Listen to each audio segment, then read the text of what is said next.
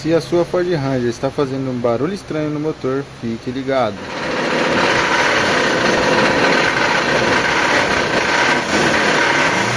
E esse barulho é mais comum do que você imagina, principalmente nas Rangers 3.2 ano 2019.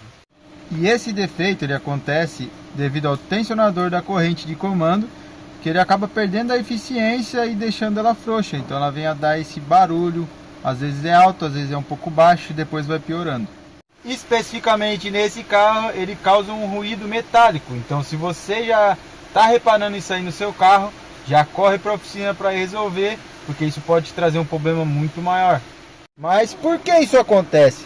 Então bora lá pro motor, eu vou mostrar para vocês agora o porquê que isso acontece.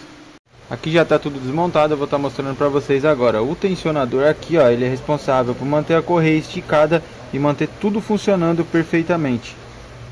E no caso aqui da Ranger 2019, o tensor ele pode sofrer um desgaste prematuro, tá? Devido à lubrificação que não está certa, a lubrificação que não é ideal para o carro, tá? Ou às vezes também devido ao material, uma falha do material aí do próprio tensor.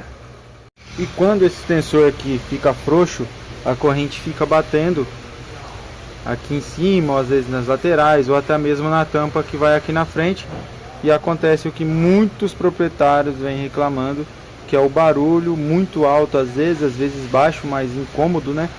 Então é isso aí que é a função do tensor.